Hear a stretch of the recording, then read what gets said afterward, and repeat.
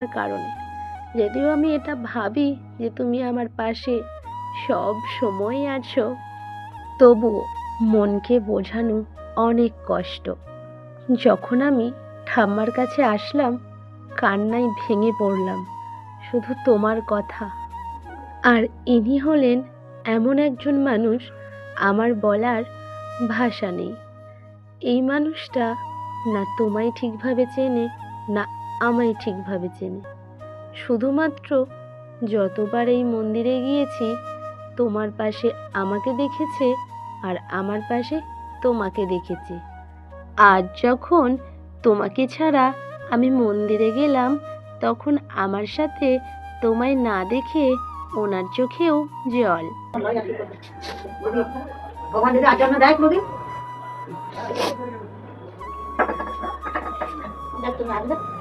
তুমি আসলে আমার মনটা একটু খালি হলো ভাই, আমার শোনা তুমি যখন হাঁটি না আসতো তার ছবিটা আমার মনে হয় একবার এমনি এমনি যেমনি জানলা জোয়ান ফর্সা। সবাই একটু বলতে পারি ছেলে লাগে বলে গেল। প্রত্যেকবার তুমি এখান থেকে ডালা কিনে আমার হাতে দিতে, বারবার ডালা কেনার টাকা আমি দিতে চাইতাম, কিন্তু তুমি কখনোই রাজি হতে না। অথচ আজ দেখো আমায় একাই ডালা কিনতে হচ্ছে। আর এখানে আমার না বলাতেই তুমি আলতার ছিপি খুলে দিতে, যাতে আমার হাতে আলতা না লাগে।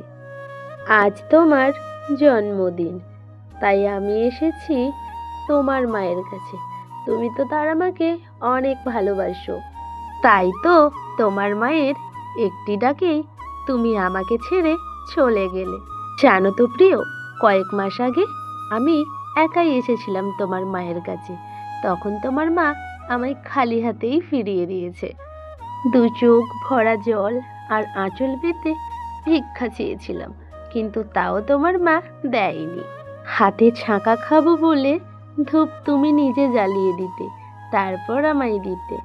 আজ দেখো একাই জ্বালিয়েছি। আর এখন তোমার জন্য প্রার্থনা করে ওড়না বেঁধে দিলাম। সব শেষে আমার হাতে তোমার প্রিয় ফুল গোলাপ, যে তোমার বড্ড প্রিয়। তুমি গোলাপ অনেক ভালোবাসো। তোমার হাতে গোলাপ দেওয়ার সৌভাগ্য আমার এ জন্মে হলো না। যদি পরজন্ম বলে কিছু থাকে, তখন তুমি আবার এসো এই অপূর্ণ ভালোবাসাকে পূর্ণতা দিতে। শুভ জন্মদিন আমার প্রিয়।